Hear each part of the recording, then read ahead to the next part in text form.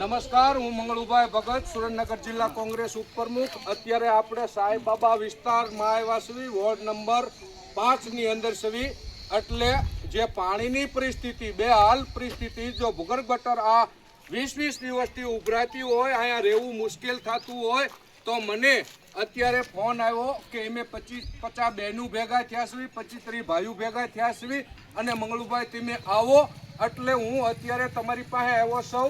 પબ્લિકનું દુઃખ એ મારું દુઃખ છે. ચૂંટણીને 4 વર્ષની વાર છે. હું તમારી પાસે વોટ માંગવા નથી આવ્યો. પહેલાં તો હું તમને એ કહી દઉં છું, અત્યારે તમારી પાસે વોટ લેવા નથી આવ્યો. એટલે મારું કહેવાનું એ છે કે આ વોર્ડની અંદર લગભગ 1500થી 1700 મકાન છે કે જ્યાં અહીંયા હજી 10 વર્ષ થવા છતાં પાણીના નળ કનેક્શન પણ હજી નગરપાલિકા આપી શકી નથી. તો બીજું એ કહેવાનું છે કે આ વોર્ડની અંદર ભૂગર્ભ ગટર હાવ 1 નંબર ફ્લોપ છે. અને આ વોર્ડ નંબર એટલે નગરપાલિકાના પ્રમુખનો વોર્ડ કહેવાય. જે અત્યારે આ 5 નંબરની અંદર પદુભા પ્રમુખ શ્રી આ વોર્ડની અંદર એમનું રેસિડેન્ટ છે. અને આગળની ટર્મ એ અહીંથી ચૂંટાયેલા હતા. અત્યારે લગભગ 4 સભ્ય અહીંથી ચૂંટાયેલા છે. અને જે સભ્યો ચૂંટણી પહેલાં જે આ શેરીઓ ગલીઓમાં જે આંટા મારતા હતા, એ ચૂંટણી પછી આ મતદારો એમ કહે છે કે અમારા નેતાઓ અમને નજરમાં નથી આવતા. બીજું કે કહેવાનું એ છે કે આ બહેનોને અત્યારે ઉનાળાનો સમય હોય અને પાણીની તકલીફ હોય, તો અત્યારે પાણી બેન કેટલા દિવસે આવે છે? 8-10 દિવસે આવે છે. અને આખું ફૂલ પાણી આવે છે તમારે બધું ભરવું તો તમને ચૂંટણી પહેલા અહીંયા તમને ભાજપના આગેવાનો ચૂંટણી પહેલા વચનો દેવા આવ્યા છે કે તમને પાણી આપશું, ગટર આપશું, રોડ આપશું, રસ્તા આપશું, એવું તમને કીધું હતું? ખોટા છે એ બધા. કોણ આયા તમને વચન દેવા આવ્યા હતા? મત દેવા હાટું થઈને રિક્ષાઓ મૂકતા હતા. અને એ નેતા તમને આયા દીદી આવ્યા હતા ચૂંટણી પહેલા આવતા હતા, એમના નામ કોઈના યાદ છે તમને? આપણને બીક લાગે છે? હા, એટલે બીક વગર હું કહું છું કે અમારા જે મતદારો છે એ ભાજપના આગેવાનોથી ડરે છે.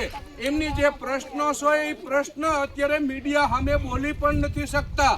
તો મહેરબાની કરીને કહું છું કે જે પાસેથી તમે વોટ લઈ ગયા છો એને તમે ક્ષેત્રીય અને ગદ્દારી કરીને વોટ લઈ ગયા છો. બોલો હાલો તમને બોલો શું તકલીફ છે? 10 વર્ષ થઈ ગયા નથી આ પાણીનું આ ગોબરનું કાઈ નિકાલ.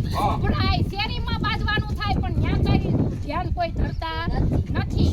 અને પાણી 10 દિવસે આપે, પૂરું આપે નહીં, કલાક આપે, ખબર ન હોય. પાણી નળ આવીને વયા જાય તો ખબર ન પડે. પાણી ટાંકામાં પડે તો ખબર રહે ને. મોટર વગરનું પાણી આપે ને. ટાંકા 400 રૂપિયાના ટાંકા મગાવવા પડે. અઠવાડિયે ટાંકા ઘરમાં ડખા થાય. વેસાતું પાણી લ્યો છો બધા?